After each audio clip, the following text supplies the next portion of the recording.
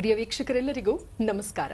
ಹಲವು ಗೆಳೆಯರೇ, ವಿಶೇಷ ಫೋನ್ ನೇರ ಪ್ರಸಾರ ಕಾರ್ಯಕ್ರಮಕ್ಕೆ ನಿಮ್ಮೆಲ್ಲರಿಗೂ ಆತ್ಮೀಯ ಸ್ವಾಗತ, ಪ್ರೀತಿಯ ಸುಸ್ವಾಗತ. ಕಾನೂನು ನ್ಯಾಯಾಂಗ ಸೇವೆ ಇದು ಸುರಕ್ಷತೆಯನ್ನ ನೀಡುತ್ತೆ.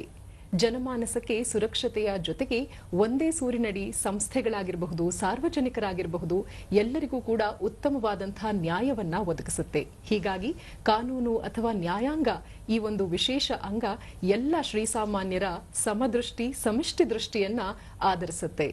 ಈ ನಿಟ್ಟಿನಲ್ಲಿ ನೋಡೋದೇ ಆದ್ರೆ ಯಾವುದೇ ವ್ಯಾಜ್ಯಗಳು, ತಗಾದೆಗಳು, ಯಾವುದೇ ಒಂದು ಮನಸ್ಸಿಗೆ ಅಹಿತಕರವಾದಂತಹ ಕಾನೂನಿಗೆ ಬದ್ಧತೆ ಇಲ್ಲದೆ ನಡೆಯುವಂತಹ ಕ್ರಿಯೆಗಳಿಗೆ ಏನ್ ಮಾಡಬೇಕು, ಎಲ್ಲಿ ಹೋಗಬೇಕು ಅಂತ ನಾವೆಲ್ಲರೂ ಅಂದುಕೊಂಡಾಗ ನ್ಯಾಯಾಂಗ ಸೇವೆಯಲ್ಲಿ ನ್ಯಾಯಾಲಯವೇ ಮೊದಲಾಗತ್ತೆ. ಇದನ್ನೂ ಹೊರತುಪಡಿಸಿ ಪರ್ಯಾಯ ವ್ಯವಸ್ಥೆಯಲ್ಲೂ ಕೂಡ ನ್ಯಾಯಾಲಯ ಜನರಿಗಾಗಿ, ಶ್ರೀಸಾಮಾನ್ಯರಿಗಾಗಿ ಅನೇಕ ವಿಧಾನವಾದಂತಹ ಒಂದು ಉಪಯುಕ್ತಕರವಾದಂತಹ ವೇದಿಕೆಯನ್ನು ನೀಡುತ್ತೆ.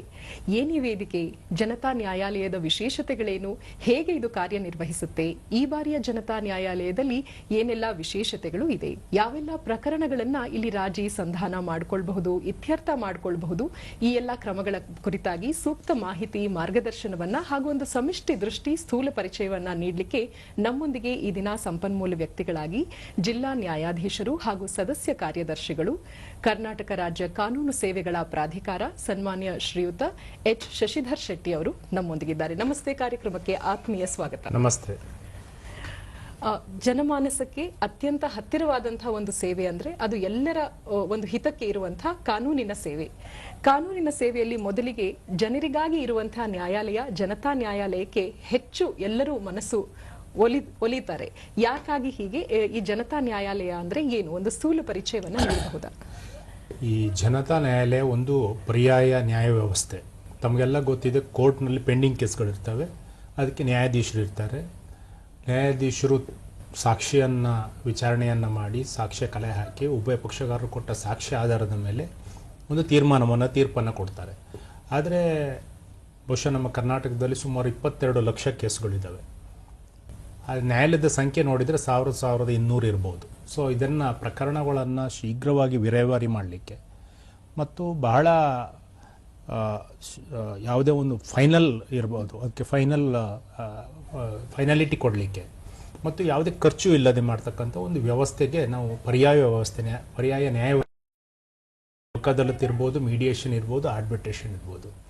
ಈ ಬೃಹತ್ ಲೋಕದಾಲತ್ ಅಂತಂದರೆ ವರ್ಷದಲ್ಲಿ ನಾವು 4 ಬೃಹತ್ ಲೋಕದಾಲತ್ತನ್ನು ಹಮ್ಮಿಕೊಳ್ತೇವೆ. ರಾಷ್ಟ್ರೀಯ ಕಾನೂನು ಸೇವಾ ಪ್ರಾಧಿಕಾರದ ನಿರ್ದೇಶನ ಮೇರೆಗೆ ಪ್ರತಿಯೊಂದು ರಾಜ್ಯದಲ್ಲಿ ದೇಶಾದ್ಯಂತ ಈ ಒಂದು 4 ಬೃಹತ್ ಲೋಕದಾಲತ್ಗಳನ್ನು ಹಮ್ಮಿಕೊಳ್ಳಲಾಗಿದೆ. ಈ ಬರುವ 13ನೇ ತಾರೀಕಿನಂದು ಇಡೀ ದೇಶಾದ್ಯಂತ, ಕರ್ನಾಟಕ ರಾಜ್ಯ ಸೇರಿ ಎಲ್ಲ ರಾಜ್ಯಗಳಲ್ಲಿ ಇಂತಹ ಒಂದು ಬೃಹತ್ ಲೋಕದಾಲತನ್ನು ಮಾಡ್ತಾರೆ. ಈ ಲೋಕದಾಲತರ ವೈಶಿಷ್ಟ್ಯ ಏನು ಅಂತಂದರೆ, ಪಕ್ಷಗಾರರ ಅವರ ಒಂದು ಪಾಲುದಾರಿಕೆಯನ್ನು, ಅವರ ಒಂದು ಇನ್ವಾಲ್ವ್ಮೆಂಟ್ ಇದ್ದುಕೊಂಡು ಅವರಿಗೆ ಬೇಕಾದಂಥ ಒಂದು ತೀರ್ಪನ್ನು ಪಡೆದುಕೊಳ್ತಕ್ಕಂಥದ್ದು, ಅದು ಬಹಳ ಮುಖ್ಯ. ಇಲ್ಲಿ ಇಬ್ಬರು ಪಕ್ಷಗಾರನ ಕರೆಸಲಾಗುತ್ತೆ, ಅವರ ವಕೀಲರುಗಳು ಬರ್ತಾರೆ, ತಮ್ಮ ತಮ್ಮ ಅಹವಾಲುಗಳು ಏನಿದ್ದಾವೆ, ತಮ್ಮ ಕೇಸು ಏನಿದೆ ಅದ್ರ ಬಗ್ಗೆ ಅವ್ರು ಹೇಳ್ತಾರೆ. ಅಲ್ಲಿ ಇಬ್ಬರು ಸಂಧಾನಕಾರರು ಏನಿರ್ತಾರೆ ಅವರವರಿಗೆ ಅವರ ಒಂದು ಫೈನಲ್ ಏನು ನಿರ್ಧಾರ ಬರಲಿಕ್ಕೆ ಸಹಕಾರವನ್ನು ಕೊಡ್ತಾರೆ ಅಷ್ಟೇ. ಸೊ ಉಭಯ ಪಕ್ಷಗಾರರು ತಮ್ಮ ಒಂದು ಕೇಸಿನಲ್ಲಿ ತಾವೇ ನಿರ್ಧಾರ ಮಾಡಿಕೊಳ್ಳಲಿಕ್ಕೆ ಒಂದು ವ್ಯವಸ್ಥೆಯನ್ನು ಏನು ನಾವು ಕಲ್ಪಿಸಿಕೊಡ್ತೀವಿ, ಅದಕ್ಕೆ ಲೋಕದಾಲತ್ ವ್ಯವಸ್ಥೆ ಅಂತೀವಿ. ಅದನ್ನು ಜನತಾ ನ್ಯಾಯಾಲಯ, ಜನರಿಗೆ ಬಹಳ ಹತ್ತಿರವಾದಂಥ ಒಂದು ಒಳ್ಳೆಯ ಒಂದು ವ್ಯವಸ್ಥೆ ಅಂತಂದ್ರೆ ಜನತಾ ನ್ಯಾಯಾಲಯ. ಓಕೆ, ಅಂದ್ರೆ ಉಚಿತವಾಗಿಯೂ ಕೂಡ ಹಾಗೆ ತ್ವರಿತವಾಗಿಯೂ ಕೂಡ ಕಾನೂನಿಗೂ ಆ ಒಂದು ಸೇವೆಗಳಿಗೂ ಹೊರೆಯಾಗದಂತೆ ತುಂಬಾ ವರ್ಷಗಳಿಂದ ಇರುವಂತಹ ದೀರ್ಘಕಾಲೀನವಾದಂತಹ ಒಂದು ಪ್ರಕರಣಗಳು ಅದು ಕೂಡ ಇಲ್ಲಿ ಸಮಸ್ಯೆಯನ್ನ ಪರಿಹರಿಸಿಕೊಳ್ಳುವಂತಹ ಅವಕಾಶಗಳು ಇದೆ ಅನ್ನೋದನ್ನ ತಿಳಿಸ್ಕೊಟ್ರಿ. ಇನ್ನು ಬೃಹತ್ ಲೋಕ್ ಅದಾಲತ್ಗೂ ಹಾಗೂ ನಮ್ಮ ಶ್ರೀಸಾಮಾನ್ಯರಿಗೆ ಹತ್ತಿರವಾಗಿರುವಂತಹ ನಮ್ಮ ಜನತಾ ನ್ಯಾಯಾಲಯಕ್ಕೂ ಏನು ವ್ಯತ್ಯಾಸಗಳಿದೆ? ಅಲ್ಲಿ ಇನ್ನು ಕರ್ನಾಟಕದಲ್ಲಿ ಕಾಯಂ ಜನತಾ ನ್ಯಾಯಾಲಯ ಅಂತಿದೆ 6 ಜಿಲ್ಲೆಗಳಲ್ಲಿ. ಬೆಂಗಳೂರು, ಮಂಗಳೂರು, ಮೈಸೂರು, ಕಲಬುರಗಿ, ಧಾರವಾಡ ದಲ್ಲಿ ಒಂದು ಕಾಯಂ, ಬೆಳಗಾಂನಲ್ಲಿ ಕಾಯಂ ಜನತಾ ನ್ಯಾಯಾಲಯ ಅಂತಿದೆ. ಅಲ್ಲಿ ಒಬ್ಬರು ನ್ಯಾಯಾಧೀಶರು ಇರ್ತಾರೆ, ಚೇರ್ಮನ್ ಆಗಿರ್ತಾರೆ, 2 ಸದಸ್ಯರಿರ್ತಾರೆ. ಈಗ ಇತ್ತೀಚೆಗೆ ಒಂದು ವಾರದ ಹಿಂದೆ ನಾವು ಒಂದು ನಿರ್ಧಾರವನ್ನು ನಮ್ಮ ಕರ್ನಾಟಕ ರಾಜ್ಯ ಕಾನೂನು ಸೇವಾ ಪ್ರಾಧಿಕಾರದ ಎಕ್ಸಿಕ್ಯೂಟಿವ್ ಚೇರ್ಮನ್ ಜಸ್ಟಿಸ್ ಅನು ಶಿವರಾಮ್ ಮೇಡಮ್ ಅವರ ನಿರ್ದೇಶನದ ಮೇರೆಗೆ ನಾವೇನು ಮಾಡಿದ್ದೀವಿ ಅಂದರೆ ಮೊದಲು ಅವರು ಕೇಸ್ಗಳನ್ನು ಹಾಕೋದಿದ್ರೆ ಈ ಒಂದು 6 ಜಿಲ್ಲೆಗಳಿಗೆ ಹೋಗಿ ಕೇಸು ಹಾಕಬೇಕಿತ್ತು. ಈಗ ಅದೇ ಜಿಲ್ಲೆಯಲ್ಲಿರ್ತಕ್ಕಂಥ ನಮ್ಮ ಜಿಲ್ಲಾ ಕಾನೂನು ಸೇವಾ ಪ್ರಾಧಿಕಾರದಲ್ಲಿ ತಮ್ಮ ಕೇಸುಗಳನ್ನು ಹಾಕ್ಬೋದು. ಅಲ್ಲಿ ಹಾಕಿದ ಕೇಸುಗಳನ್ನು ಈ 6 ಜಿಲ್ಲೆಯಲ್ಲಿರ್ತಕ್ಕಂಥ ಅಧ್ಯಕ್ಷರು, ಚೇರ್ಮನ್ ಮತ್ತು ಮೆಂಬರ್ಸ್ ಅವರೇ ಆ ಜಿಲ್ಲೆಗೆ ಹೋಗಿ ಕ್ಯಾಂಪ್ ಮಾಡಿ ಆ ಕೇಸುಗಳನ್ನು ವಿಲೇವಾರಿ ಮಾಡಲಿಕ್ಕೆ ಪರ್ಮಿಷನನ್ನು ಕೊಟ್ಟಿದ್ದೀವಿ. ಈ ಥರ ಈಗ ಸ್ಟಾರ್ಟ್ ಆಗಿದೆ ಅದು ಪ್ರಕ್ರಿಯೆ. ಇನ್ನು ವ್ಯತ್ಯಾಸ ಏನು ಅಂತಂದರೆ, ನಾನು ಹೇಳಿದೆ ಬೃಹತ್ ಲೋಕ ಅದಾಲತ್ ಏನಿದೆ ಇದು ರಾಷ್ಟ್ರೀಯ ಕಾನೂನು ಸೇವಾ ಪ್ರಾಧಿಕಾರದ ನಿರ್ದೇಶನ ಮೇರೆಗೆ ನಾವು ಹಮ್ಮಿಕೊಳ್ತಕ್ಕಂಥ ಒಂದು ದೊಡ್ಡ ಮಟ್ಟದ ಒಂದು ಲೋಕ ಅದಾಲತ್. ಪರ್ಮನೆಂಟ್ ಲೋಕ ಅದಾಲತ್ ಏನಂತಂದರೆ ಕಾಯಂ ಜನತಾ ನ್ಯಾಯಾಲಯದಲ್ಲಿ ಪ್ರತಿದಿನ ಈ ಲೋಕ ಅದಾಲತ್ ಆಗ್ತಾನೆ ಇರುತ್ತೆ. ಇನ್ನೊಂದು ವ್ಯತ್ಯಾಸ ಏನಂತಂದರೆ ಅಲ್ಲಿ ಕೇವಲ ಪಬ್ಲಿಕ್ ಯುಟಿಲಿಟಿ ಸರ್ವಿಸಿಗೆ ಸಂಬಂಧಪಟ್ಟ ಪ್ರಕರಣಗಳನ್ನು ತೆಗೆದುಕೊಳ್ತಾರೆ. ಅದು ಬ್ಯಾಂಕ್ ಕೇಸುಗಳಿರ್ಬೋದು, ನೀರಿಗೆ ವಿದ್ಯುತ್ಗೆ ಸಂಬಂಧಪಟ್ಟಂಥ, ನೀರಿಗೆ ವ್ಯಾಜ್ಯಗೆ ಸಂಬಂಧಪಟ್ಟಂಥ, ಬಿಲ್ಲಿಗೆ ಸಂಬಂಧಪಟ್ಟ ಕೇಸ್ ಇರ್ಬೋದು, ಸ್ಯಾನಿಟೇಷನ್ ಕೇಸ್ ಇರ್ಬೋದು, ಎಜುಕೇಷನ್ಗೆ ಸಂಬಂಧಪಟ್ಟ ಕೇಸ್ ಇರ್ಬೋದು, ಇಂತಹ ಸಣ್ಣ ಪುಟ್ಟ ಸಿವಿಲ್ ಕೇಸುಗಳು, ಎಲ್ಲ ಥರದ ಸಿವಿಲ್ ಕೇಸು ಪಬ್ಲಿಕ್ ಯುಟಿಲಿಟಿಗೆ ಸಂಬಂಧಪಟ್ಟಂತೆ, ಕನ್ಸ್ಯೂಮರಿಗೆ ಸಂಬಂಧಪಟ್ಟಂಥ ಕೇಸುಗಳಿರ್ಬೋದು, ಇವೆಲ್ಲ ಇಲ್ಲಿ ಹಾಕ್ತಾರೆ. ಇನ್ನು ಅದಕ್ಕೆ ಒಂದು ಮಾನಿಟರಿ ಲಿಮಿಟ್ ಇಟ್ಟಿದ್ದಾರೆ, 1 ಕೋಟಿ ಅಂತ. 1 ಕೋಟಿಗೆ ಮೀರದಂತೆ ಯಾವುದೇ ಈ ಪ್ರಕರಣಗಳಿರ್ಬೋದು ಅದನ್ನು ಜನತಾ ನ್ಯಾಯಾಲಯದಲ್ಲಿ ಹಾಕ್ಬೋದು. ಆದರೆ ನಮ್ಮ ಕೋರ್ಟ್ನಲ್ಲಿರೋ ಕೇಸ್ಗಳಿಗೆ ಅಥವಾ ಕಾಯಂ ಈ ಬೃಹತ್ ಲೋಕದಾಲತ್ಗೆ ಬರೋ ಕೇಸ್ಗೆ ಯಾವುದೇ ಅದಕ್ಕೆ ಲಿಮಿಟ್ ಇಲ್ಲ.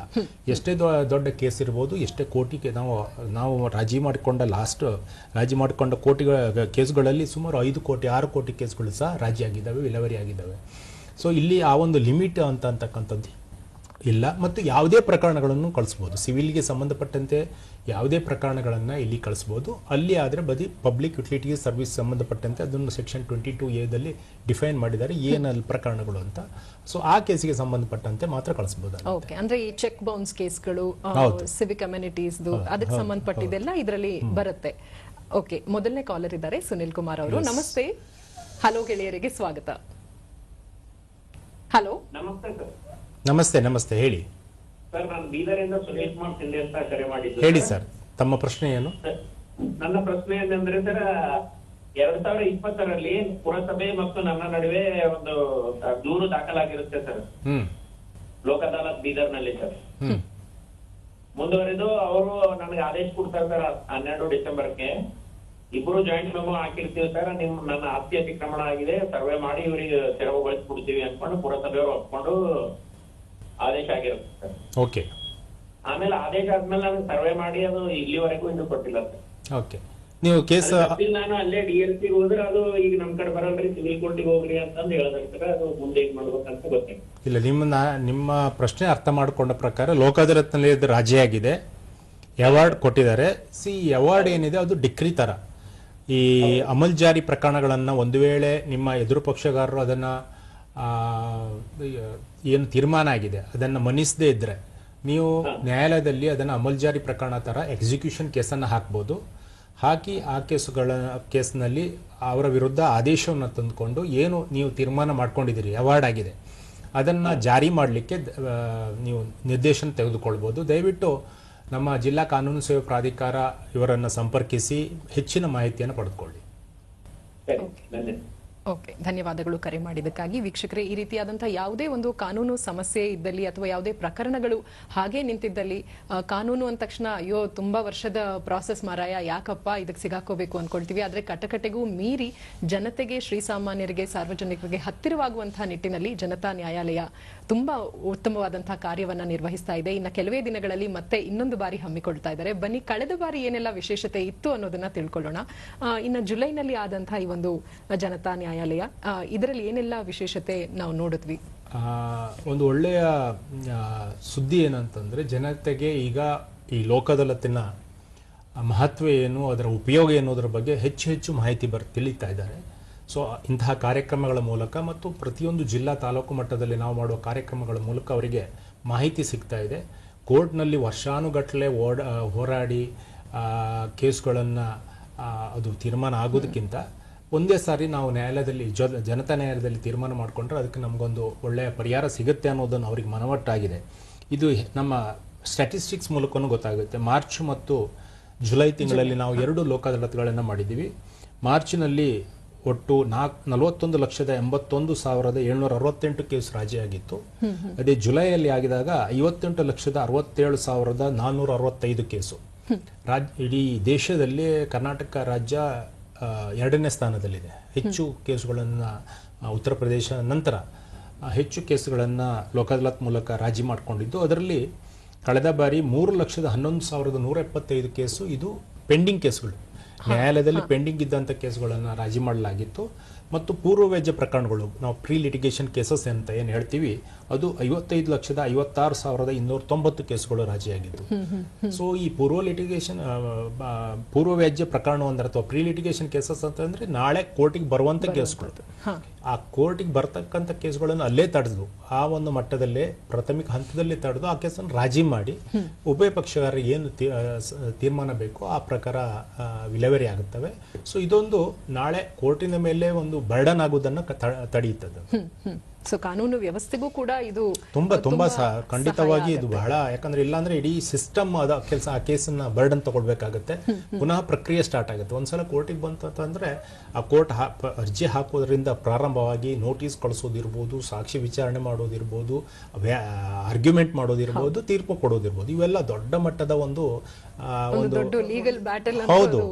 ಸೊ ಅದನ್ನ ನಾವು ಇಲ್ಲಿ ತಡಿಬಹುದು. ಸೊ ಪ್ರಾಥಮಿಕ ಹಂತದಲ್ಲಿ ಆ ಕೇಸು ರಾಜಿ ಆಯಿತು, ಉಭಯ ಪಕ್ಷಗಾರರು ಸಂತೋಷದಲ್ಲಿ ಹೋಗ್ತಾರೆ. It is win win situation. ಲೋಕ ಅದಾಲತಿನ ಮಹತ್ವ ಅಂತಂದ್ರೆ ಇಬ್ರು ಪಕ್ಷಗಾರರಿಗೆ ಸಮಾಧಾನ ಆಗ್ತದೆ. ಕೋರ್ಟ್ ನಲ್ಲಿ ಆ ತೀರ್ಪಿನಲ್ಲಿ ಸಮಾಧಾನ ಆಗ್ತದೆ ಅಂತ ನಾನು ಹೇಳೋದಿಲ್ಲ. ಒಬ್ಬ ಪಕ್ಷಗಾರನಿಗೆ ಇಲ್ಲ ಇದು ಸರಿಯಾಗ್ಲಿಲ್ಲ ಅಂತ ಅವನ ಕೋರ್ಟ್ನವರು ಸಾಕ್ಷ್ಯ ಇದನ್ನು ನೋಡಿ ತೀರ್ಮಾನ ಕೊಡ್ತಾರೆ. ಆದ್ರೆ ಪಕ್ಷಗಾರನಿಗೆ ಅನ್ಸುತ್ತೆ ಇಲ್ಲ ನನ್ಗೆ ನ್ಯಾಯ ಸಿಕ್ಲಿಲ್ಲ ಅನ್ಬೋದು. ಆದ್ರೆ ಲೋಕ ಅದಾಲತ್ನ ಏನಾಗುತ್ತೆ ಅಂತಂದ್ರೆ ಅವರಿಗೆ ಬೇಕಾದ ಹಾಗೆ, ಯಾಕಂದ್ರೆ ಅವರ ಒಂದು ಪಾಲುದಾರಿಕೆಯಿಂದ ಅವರ ಒಂದು ಭಾಗವಹಿಸಿಕೆ ಅವರ ಸಮಕ್ಷಮದಲ್ಲಿ ಮಾತುಕತೆ ಆಗೋದ್ರಿಂದ ಇಬ್ಬರಿಗೂ ಸಮಾಧಾನ ಇರ್ತದೆ. ಇದು ನ್ಯಾಯ ನನಗೆ ನ್ಯಾಯ ಸಿಕ್ಕಿದೆ ಅಂತಕ್ಕಂಥ ಒಂದು ಸಮಾಧಾನ ಇದೆ. ಆ ಡಿಸ್ಪ್ಯೂಟ್ ರಿಸಾಲ್ವ್ ಆಗೋದಿದೆಯಲ್ಲ ಅದು ಇಂಪಾರ್ಟೆಂಟ್. ಮತ್ತೆ ಶೀಘ್ರಗತಿಯಲ್ಲೂ ಅಲ್ಲಿಗೆ ಮುಗೀತು. ಫೈನಲಿಟಿ ಇಲ್ಲ, ಅದು ಫೈನಲಿಟಿ. ಅದು ಆಮೇಲೆ ಮುಂದೆ ಕೇಸು ಇಲ್ಲ. ಓಕೆ. ಸೊ ಅದೇ ಅತ್ಯಂತ ಅವಶ್ಯಕವಾದಂತಹ ಒಂದು ಪರಿಣಾಮಕಾರಿ ಪರಿಹಾರ ಮಾರ್ಗ. ಬಾಬುರಾವ್ ಕುಲಕರ್ಣಿ ಅವರು ಕರೆ ಮಾಡಿದ್ದಾರೆ. ನಮಸ್ತೆ. ನಮಸ್ತೆ. ನಮಸ್ತೆ ಸರ್. ನಮಸ್ತೆ, ಹೇಳಿ ಸರ್.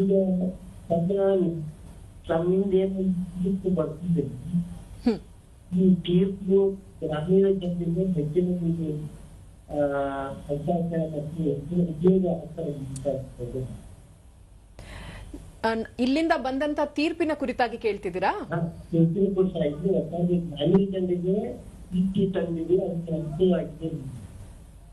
ನಿಮ್ಮ ಪ್ರಶ್ನೆ ಸರಿಯಾಗಿ ಕೇಳಿಸ್ತಾ ಇಲ್ಲ, ಇನ್ನೊಮ್ಮೆ ಹೇಳಿ. ತೀರ್ಪಿನ ಕುರಿತಾಗಿ ಗ್ರಾಮೀಣ ಜನರಿಗೆ ಅನುಕೂಲ. ಗ್ರಾಮೀಣ ಜನರಿಗೆ ಅನುಕೂಲ ಆಗತ್ತೆ. ಖಂಡಿತವಾಗಿ ನಾನು ಈ ಗ್ರಾಮೀಣ ಪ್ರದೇಶದಲ್ಲಿರುವ ಜನರಿಗೆ ನನ್ನ ಕಳಕಳಿಯ ಮನವಿ, ದಯವಿಟ್ಟು ಇದನ್ನು ಉಪಯೋಗಿಸಿ. ಈ ಒಂದು ಪ್ಲಾಟ್ಫಾರ್ಮ್ ಏನಿದೆ ಲೋಕ ಅದಾಲತ್ ಅಂತಕ್ಕಂಥದ್ದು, ಇದು ನಿಮಗೆ ಅತ್ಯಂತ ಸಹಕಾರಿಯಾಗ್ತಕ್ಕಂಥ, ಸುಲಭವಾಗಿ ರಾಜಿ ಮಾಡಿಕೊಂಡು ಒಂದು ಫೈನಲಿಟಿ ಇರ್ತಕ್ಕಂಥ, ಅಲ್ಲಿಗೆ ನಿಮಗೆ ಅಂತಿಮ ಆ ಒಂದು ತೀರ್ಪಿನ ವಿರುದ್ಧ, ಆ ಒಂದು ಅವಾರ್ಡ್ನ ವಿರುದ್ಧ ಮೇಲ್ಮನವಿ ಸಲ್ಲಿಸಲಿಕ್ಕೂ ಬರೋದಿಲ್ಲ ಬೇರೆಯವರಿಗೆ ಅಥವಾ ಉಭಯ ಪಕ್ಷಗಾರರಿಗೂ ಸಹ. ಅಲ್ಲಿಗೆ ಫೈನಲಿಟಿ ಸಿಗ್ತಕ್ಕಂಥ ಒಂದು ಕೇಸು. ಅದೇ ಕೋರ್ಟ್ನಲ್ಲಿ ತೀರ್ಮಾನ ಆದರೆ ನಿಮ್ಗೆ ಗೊತ್ತಿಲ್ಲ, ನಾಳೆ ನಿಮ್ಮ ಪರವಾಗಿ ತೀರ್ಪು ಬಂದರೂ ಸಹ ಎದುರು ಪಕ್ಷದಾರ ಇನ್ನೊಂದು ಕೋರ್ಟಿಗೆ ಮೇಲಿನ ಕೋರ್ಟಿಗೆ ಹೋಗ್ಬೋದು. ಅದು ಅಲ್ಲಿ ಒಂದು 5-6 ವರ್ಷ ಕಳೀಬೋದು. ಅಲ್ಲಿ ತೀರ್ಮಾನ ಆಯ್ತು ಇನ್ನೊಂದು ಕೋರ್ಟಿಗೆ ಹೋಗ್ಬೋದು.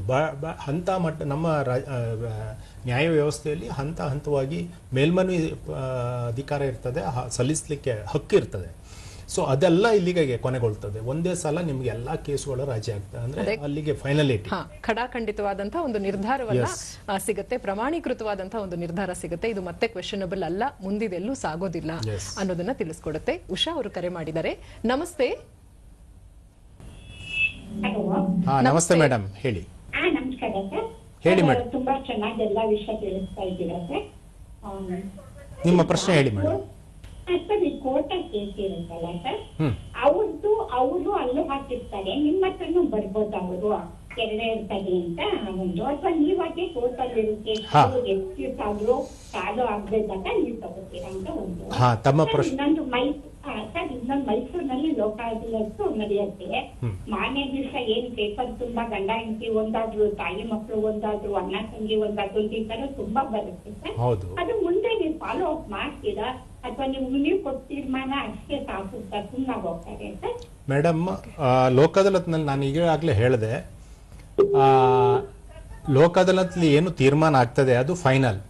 ಸೊ ಅಲ್ಲಿಂದ ಪುನಃ ಅವರು ಇನ್ನೊಂದು ಕೋರ್ಟಿಗೆ ಹೋಗುವ ಅವಶ್ಯಕತೆ ಬರೋದಿಲ್ಲ. ಗಂಡ ಹೆಂಡತಿ ಒಟ್ಟಿಗೆ ಆದ್ರು ಅಂತಂದ್ರೆ, ರಿಯೂನಿಯನ್ ಆಯಿತು ಅಂತಂತಂದ್ರೆ ಅವರು ಮುಂದೆ ಚೆನ್ನಾಗಿರ್ತಾರೆ. ಅವರ ಮುಂದೆ ಏನಾದರೂ ಅವರ ನಡುವೆ ತಕರಾರು ತಂಟೆ ಬಂದದ್ದಿದ್ರೆ ಬೇರೆ ಕೇಸುಗಳು ಹಾಕ್ಬೋದು, ಅದು ಬೇರೆ. ಬಟ್ ಆ ಒಂದು ಪ್ರಕರಣಕ್ಕೆ ಅಲ್ಲಿಗೆ ಅದು ಅಂತಿಮ ಆಗುತ್ತೆ. ಸೊ ಆ ಪಕ್ಷಗಾರರು, ಉಭಯ ಪಕ್ಷಗಾರರು ಆ ಒಂದು ಕೇಸ್ನಲ್ಲಿ ಮೇಲ್ಮನವಿ ಸಲ್ಲಿಸುವುದಾಗಲಿ, ಇನ್ನೊಂದು ಕೇಸ್ ಹೈಯರ್ ಕೋರ್ಟಿಗೆ ಹೋಗಿ ಇನ್ನೊಂದು ಅರ್ಜಿಯನ್ನು ಹಾಕೋದಾಗಲಿ ಹಾಕ್ಲಿಕ್ಕೆ ಬರೋದಿಲ್ಲ.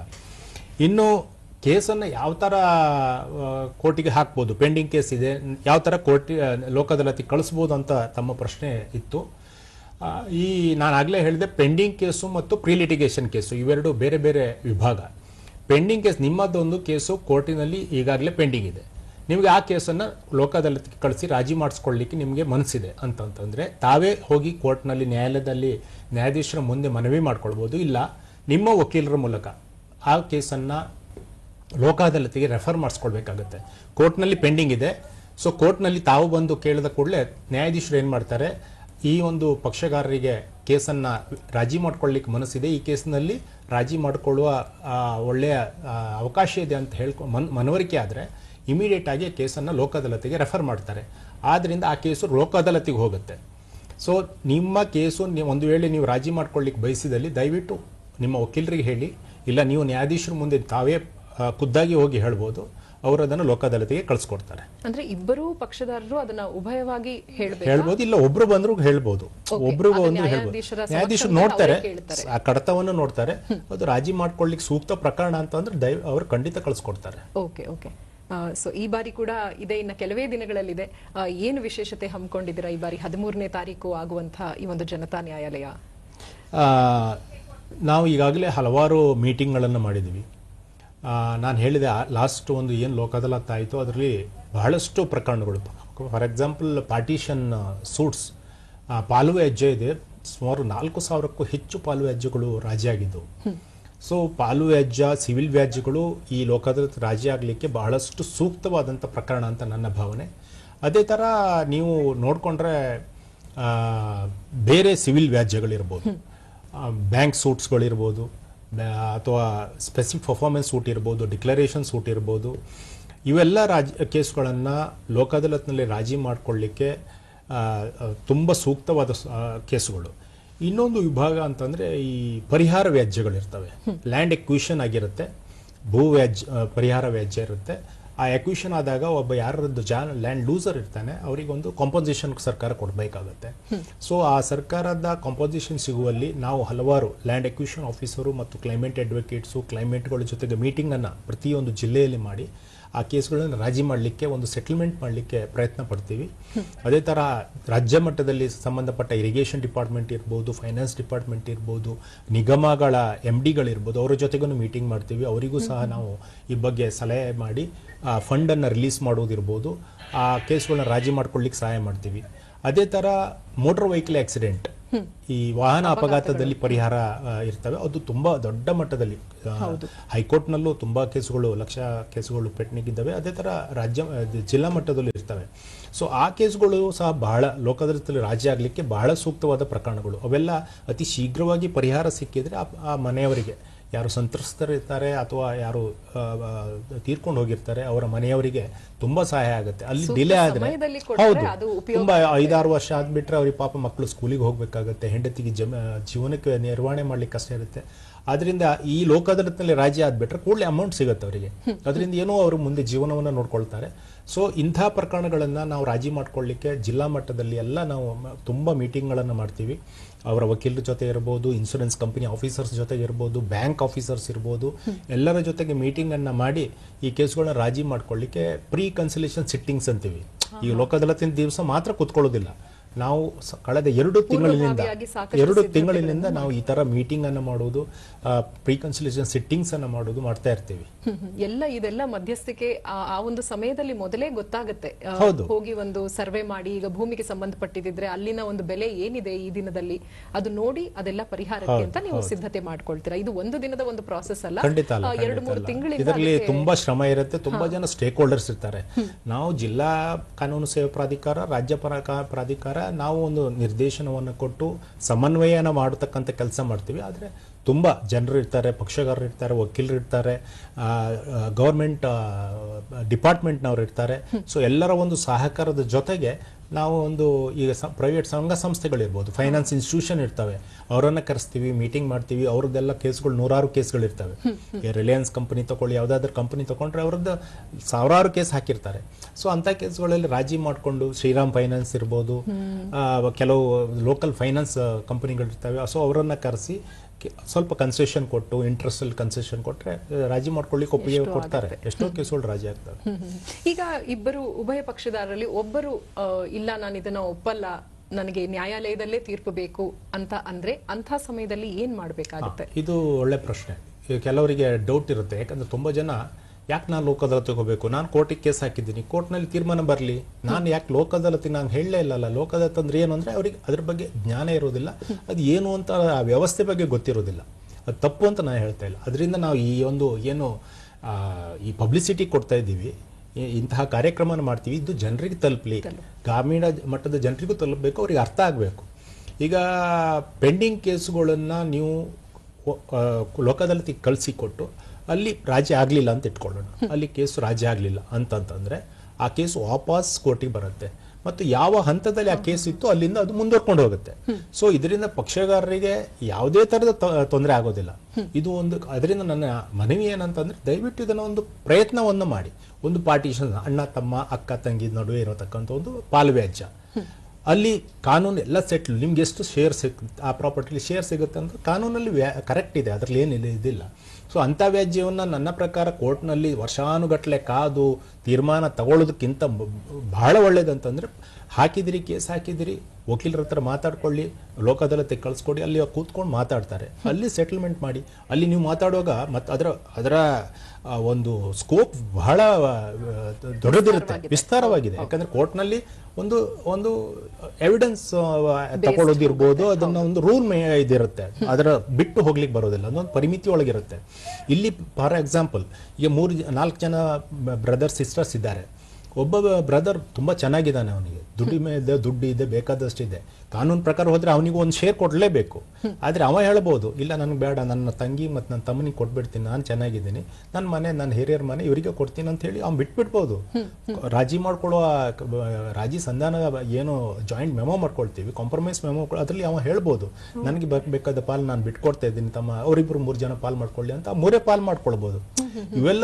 ಇದೆಲ್ಲ ಬಹಳ ಒಂದು ದೊಡ್ಡ ಮಟ್ಟದಲ್ಲಿ ಅಲ್ಲಿ ಚೇಂಜಸ್ ಮಾಡ್ಕೊಳ್ಳೋದು, ಅವರಿಗೆ ಬೇಕಾದಾಗೆ. ನಾನು ಅದನ್ನೇ ಹೇಳಿದ್ದು, ಪಕ್ಷಕಾರರು ಅವರಿಗೆ ಹೇಗೆ ಬೇಕು ಹಾಗೆ ರಾಜಿ ಮಾಡ್ಕೊಳ್ಳೋದು, ಅವರ ಇನ್ವಾಲ್ವ್ಮೆಂಟ್ ಇರುತ್ತೆ. ಅಫ್ಕೋರ್ಸ್ ಒಂದು ಬ್ರಾಡರ್ ಇದರಲ್ಲಿ ಅದು ಕಾನೂನಿಗೆ ವಿರುದ್ಧ ಆಗಿರ್ಬಾರ್ದು ಅಷ್ಟೇ ನಾವು ನೋಡ್ಕೊಳ್ಳೋದು.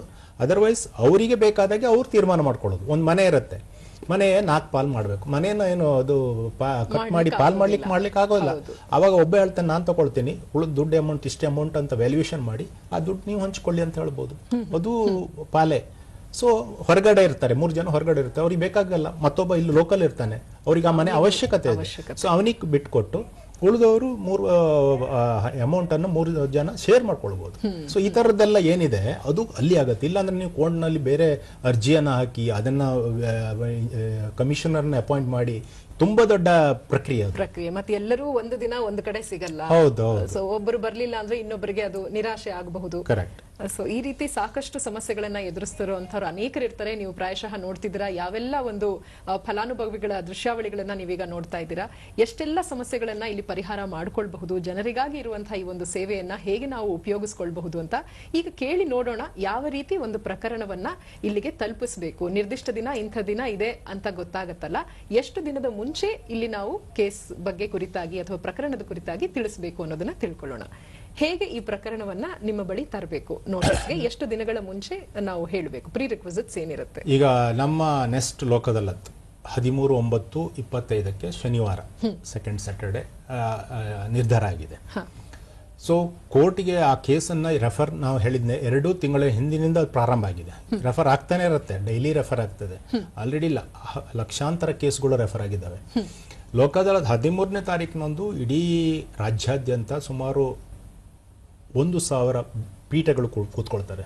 ಒಬ್ರು ಜಡ್ಜು, ಜುಡಿಷಿಯಲ್ ಕನ್ಸಿಲೇಟರ್ ಅಂತ ಇರ್ತಾರೆ, ಇನ್ನೊಬ್ರು ವಕೀಲರು ಅಥವಾ ಸಮಾಜ ಸೇವೆಗೆ ಮಾಡ್ತಕ್ಕಂಥ ಯಾವುದೇ ವ್ಯಕ್ತಿಯನ್ನ ನಾನ್ ಜುಡಿಷಿಯಲ್ ಕನ್ಸಿಲೇಟರ್ ಅಂತ ಕೂತ್ಕೊಳ್ತಾರೆ. ಸೊ 1,000 ಪೀಠಗಳು ಇಡೀ ರಾಜ್ಯಾದ್ಯಂತ ಕೆಲಸ ಮಾಡ್ತೇವೆ ಆ ದಿವಸ. ಅದಕ್ಕೆ ಸಹಕಾರಿಯಾದಂಥ ವಕೀಲರುಗಳು ಮತ್ತೆ ಪಕ್ಷಕಾರರು ಎಲ್ಲರೂ ಆ ದಿವಸ ಬರ್ತಾರೆ. ಪ್ರತಿಯೊಂದು ಜಿಲ್ಲಾ ಕೋರ್ಟ್ನಲ್ಲಿ ನಮ್ಮಲ್ಲಿ 30 ಜಿಲ್ಲಾ ಕಾನೂನು ಸೇವಾ ಪ್ರಾಧಿಕಾರ ಇದೆ, 150 ತಾಲೂಕು ಕಾನೂನು ಸೇವಾ ಸಮಿತಿಗಳಿದ್ದಾವೆ.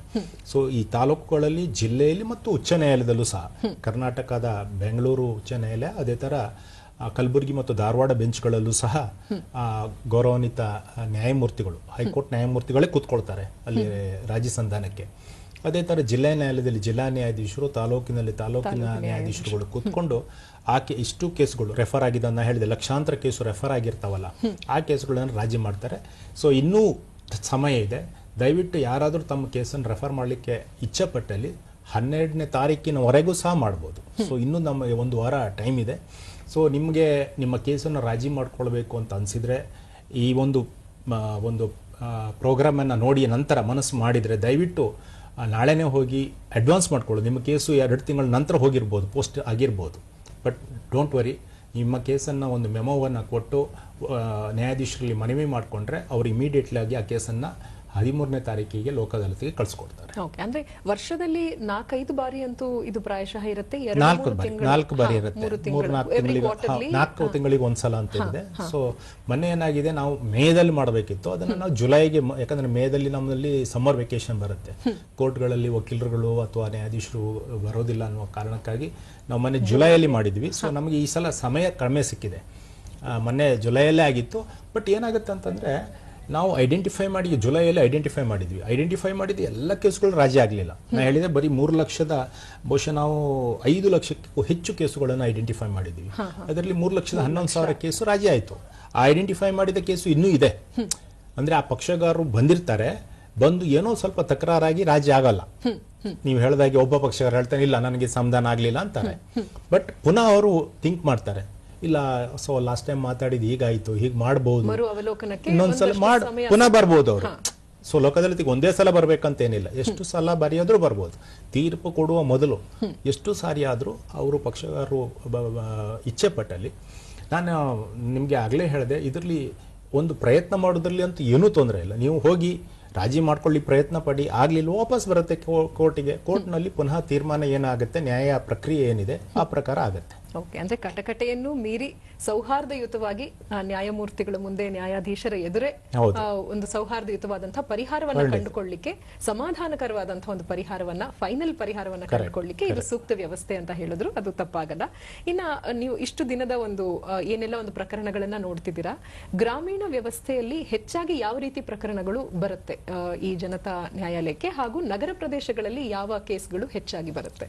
ನಗರ ಪ್ರದೇಶದಲ್ಲಿ ಹೆಚ್ಚಾಗಿ ಈ ಕಮರ್ಷಿಯಲ್ ಡಿಸ್ಪ್ಯೂಟ್ಸ್, ಇಲ್ಲೆಲ್ಲ ನಿಮ್ಗೆ ಗೊತ್ತಿದೆ, ಜಾಯಿಂಟ್ ಡೆವಲಪ್ಮೆಂಟ್ ಅಗ್ರಿಮೆಂಟ್ ಇರ್ತವೆ, ಸೊ ಬಿಲ್ಡಿಂಗ್ ಕನ್ಸ್ಟ್ರಕ್ಷನ್ಸ್ ಇರ್ತವೆ, ಇಂಥ ಪ್ರಕರಣಗಳು ಜಾಸ್ತಿ. ಕಮರ್ಷಿಯಲ್ ಕೋರ್ಟ್ಸ್ಗಳು ತುಂಬ ಇದ್ದಾವೆ ಇಲ್ಲಿ. ಇನ್ನೊಂದು ನಾವು ನೋಡಿದಾಗೆ ಫ್ಯಾಮಿಲಿ ಮ್ಯಾಟರ್ಸ್. ಇಲ್ಲಿ ಬೆಂಗಳೂರಿನಲ್ಲಿ ನನಗೆ ಬಂದ ಮಾಹಿತಿ ಪ್ರಕಾರ ದಿನಕ್ಕೆ ಸುಮಾರು 90-95 ಹೊಸ ಪ್ರಕರಣಗಳು ಬರ್ತಾನೆ ಇರ್ತವೆ, ಫೈಲಿಂಗ್ ಆಗ್ತಾ ಇದ್ದಾವೆ. ಸೊ ಫ್ಯಾಮಿಲಿ ಡಿಸ್ಪ್ಯೂಟ್, ಇದು ITBT ಸಿಟಿ ಆಗಿದ್ದರಿಂದ ಫ್ಯಾಮಿಲಿ ಡಿಸ್ಪ್ಯೂಟ್ ಜಾಸ್ತಿ ಇದೆ. ಸೊ ಇಂಥ ಕೇಸುಗಳನ್ನೇ ನಾವು ರಾಜಿ ಮಾಡ್ಕೊಳ್ಳಿಕ್ಕೆ ತಗೊಳ್ತೀವಿ. ಫ್ಯಾಮಿಲಿ ಕೇಸಸ್ ಮ್ಯಾಟರ್ಸ್ಗಳು ಬರ್ತವೆ, ಕಮರ್ಷಿಯಲ್ ಡಿಸ್ಪ್ಯೂಟ್ಗಳು, ಇನ್ನೊಂದು ಚೆಕ್ ಬೌನ್ಸ್ ಕೇಸ್. ಇಲ್ಲಿ ಲಕ್ಷಾಂತರ ಚೆಕ್ ಬೌನ್ಸ್ ಕೇಸ್ ಇದೆ. ಟೋಟಲ್ ನಮ್ಮ ಕ್ರಿಮಿನಲ್ ಪ್ರಕರಣಗಳ ಪೆಂಡೆನ್ಸಿ ತೆಗೆದುಕೊಂಡ್ರೆ ಅದರಲ್ಲಿ 30% ಕೇವಲ ಚೆಕ್ ಬೌನ್ಸ್ ಕೇಸ್ ಇದಾವೆ. ಸೊ ಇಂಥದ್ದು ಇದನ್ನ ರಾಜಿ ಯಾಕಂದ್ರೆ ಒಂದು ಕೇಸ್ ನಾನು ಮೊನ್ನೆ ಲಾಸ್ಟ್ ಟೈಮ್ ಸಹ ಹೇಳಿದ್ದೆ, ನಾವು ಮೀಟಿಂಗ್ ಮಾಡಿದಾಗ ಗೊತ್ತಾಗುತ್ತೆ, ಒಂದು ಕೋರ್ಟ್ನಲ್ಲಿ ಬೆಂಗಳೂರಿನಲ್ಲಿ 20,000 ಕೇಸ್ ಇದೆ. ಒಂದೇ ಕೋರ್ಟ್ನಲ್ಲಿ ಒಬ್ಬ ನ್ಯಾಯಾಧೀಶರಿಗೆ ಮುಂದೆ 20,000 ಕೇಸ್ ಇದೆ, ಇನ್ನೊಬ್ಬರ ಮುಂದೆ 15,000 ಕೇಸ್ ಇದೆ, ಇನ್ನೊಬ್ಬರ ಮುಂದೆ 13,000 ಕೇಸ್ ಇದೆ. ಸೊ ಈ ಕೇಸ್ಗಳನ್ನೆಲ್ಲ ರಾಜಿ ಮಾಡ್ಕೊಳ್ಳಿಕ್ಕೆ ಕೋರ್ಟ್ನಲ್ಲೇ ಮಾಡೋದಂತಂದ್ರೆ ಸಾಕ್ಷಿ ತಗೊಳ್ಳೋದನ್ನ ಹೇಳಿದೆ. ಇದೊಂದು ದೊಡ್ಡ ಪ್ರಕ್ರಿಯೆ. ಅದೇ ಲೋಕ ಅದಾಲತ್ನಾದ್ರೆ ನೀವು ಒಂದೇ ದಿವಸ 1,000 ಕೇಸ್, ಒಂದು ಕಂಪನಿದು 1,000 ಕೇಸ್ ಇದೆ. ರಾಜಿ ಮಾಡ್ಕೊಳ್ಳೋದಾದ್ರೆ ಈ ಪಕ್ಷಗಾರನ ಕರೆಸಿ ನೋಟಿಸನ್ನು ಕೊಟ್ಟು ಇಬ್ರು ಒಪ್ಕೊಂಡ್ರೆ ಒಂದು ಸ್ವಲ್ಪ ಹೆಚ್ಚು ಕಮ್ಮಿ ಕೊಡೋದು ತಗೊಳ್ಳೋದು ಅಂತಿರುತ್ತೆ. ಸ್ವಲ್ಪ ಕಡಿಮೆ ಇಂಟ್ರೆಸ್ಟ್ ಬಿಡ್ತೀವಿ ಅಂತ ಹೇಳಿದ್ರೆ ಇವು ಪಾರ್ಟಿ ಒಪ್ಕೊಳ್ಬಹುದು. ಇಂಥ ಕೇಸಲ್ಲಿ ಒಂದೇ ಸಲ ರಾಜಿ ಮಾಡ್ಕೊಂಡ್ರೆ ಹಲವಾರು ಕೇಸುಗಳನ್ನ ರಾಜಿ ಮಾಡ್ಕೊಳ್ಳಿ ಸಾಲ್ವ್ ಇದೆ. ಇನ್ನು ರೂರಲ್ ಏರಿಯಾ ತೆಗೆದುಕೊಂಡ್ರೆ ನಮಗೆ ಕಂಡು ಬರುವಂತೆ ಪಾರ್ಟಿಷನ್ ಸೂಟ್ ಜಾಸ್ತಿ ಆಗ್ತದೆ. ಮಹಿಳೆಗೆ ಹಕ್ಕು ಕೊಟ್ಟರು ಇವತ್ತು. ಸೊ ಮಹಿಳೆ ಕೋಪಾರ್ಸ್ನರಾಗಿ ಒಬ್ಬಳು ಪಾಲುದಾರಕ್ಕೆ ಹಕ್ಕು ಇದ್ದಂತ ಇದನ್ನು ಆದ್ರೂ ಸಹ ಏನಾಗುತ್ತೆ, ಕೆಲವೊಂದು ಸಲ ರೂರಲ್ ಏರಿಯಾದಲ್ಲಿ ಮಾಹಿತಿ ಕೊರತೆಯಿಂದಲೋ ಅಥವಾ ಕೆಲವೊಂದು ಸಲ ಇಲ್ಲ ನಾವು ತಂಗಿ ಮದುವೆ ಮಾಡಿ ಕೊಟ್ಟಿದ್ದೀವಿ ಅವಳಿಗೆ ಯಾಕೆ ಕೊಡೋದು ಪಾಲು ನಾವೇ ಮಾಡ್ಕೊಳ್ಳೋ ಅಂತ ಹೇಳಿ ಆ ಥರದಲ್ಲೂ ಏನೋ ಆಗುತ್ತೆ, ಅವಳಿಗೆ ಗೊತ್ತಾಗುತ್ತೆ, ಅವಳು ಬಂದು ಸೂಟ್ ಆಗುತ್ತೆ. ಇಂಥದ್ದು ಪಾರ್ಟಿಷನ್ ಸೂಟು ನನ್ನ ಪ್ರಕಾರ ಇಡೀ ರಾಜ್ಯದಲ್ಲಿ more than 1,00,000 ಕೇಸಸ್ ಇದ್ದಾವೆ. ಸೊ ಅಂಥ ಪ್ರಕರಣ ಬಹಳ ಒಳ್ಳೆಯ ಅಂದರೆ ಈ ಲೋಕ ಅದಾಲತ್ನಲ್ಲಿ ರಾಜಿ ಮಾಡ್ಕೊಳ್ಳಲಿಕ್ಕೆ ಸೂಕ್ತವಾದಂಥ ಪ್ರಕರಣ. ಆ ಸಂಬಂಧಗಳು ಉಳಿತವೆ. ನೀವು ಅದು ಮುಖ್ಯ ಇರೋದು. ಯಾಕಂದ್ರೆ ನೀವು ಕೋರ್ಟ್ನಲ್ಲಿ ಹೊಡೆದು ಗಲಾಟೆ ಮಾಡಿ ವರ್ಷಾನುಗಟ್ಲೆ ಇದು ಮಾಡಿ ನಿಮ್ಗಿಬ್ಬರಿಗೂ ಒಂಥರ ವೈಷಮ್ಯ ಇರುತ್ತೆ, ಒಂದು ಡಿಸ್ಪ್ಯೂಟ್ ಇದೆ. ಆದರೆ ಆ ಸಹೋದರ ಬಾಂಧವ್ಯ ಏನಿದೆ ಅದು ಉಳಿಸ್ಕೊಳ್ಬೇಕಂತಂದ್ರೆ ಲೋಕ ಅದಾಲತ್ ಆದರೆ ನೀವು ಒಟ್ಟಿಗೆ ಕೂತ್ಕೊಳ್ತೀರಿ, ನಿಮ್ಮಿಬ್ಬರನ್ನು ಮಾತಾಡಿಸ್ತೀರಿ, ನಿಮ್ಗೇನೋ ಕಷ್ಟ ಇದೆ ಸುಖ ಇದೆ ನೀವು ಅಲ್ಲೇ ಹೇಳ್ಕೊಳ್ತೀರಿ, ಅಲ್ಲಿ ಹೃದಯ ನಿಮಗೆ ಹಗುರ ಆಗತ್ತೆ. ಆಮೇಲೆ ಹೊರಗೆ ಹೋಗುವಾಗ ರಾಜಿಯಿಂದ ಒಳ್ಳೆ ರೀತಿಯಿಂದ ಮಾತಾಡ್ಕೊಂಡು ಎಷ್ಟೋ ಕೇಸ್ಗಳು, ನಾನು ಅದೇ ರಿಯೂನಿಯನ್ ಕೇಸ್ಗಳು ನಾವು ಹೇಳಿದ್ವಿ. ಈ ಸಲ ಲಾಸ್ಟ್ ಇದರಲ್ಲಿ ಪ್ರಕರಣ ನಾವು ಕೇಸು ರಾಜಿ ಮಾಡಿಕೊಂಡಾಗ ಸುಮಾರು 300ಕ್ಕೂ ಹೆಚ್ಚು ಪ್ರಕರಣಗಳಲ್ಲಿ ಈ ಗಂಡ ಹೆಂಡತಿ ಒಟ್ಟಾದ್ರು ಕೇಸು ಹಾಕೊಂಡು ಗಲಾಟೆ ಮಾಡ್ಕೊಂಡು ಬಂದಿದ್ದಾರೆ.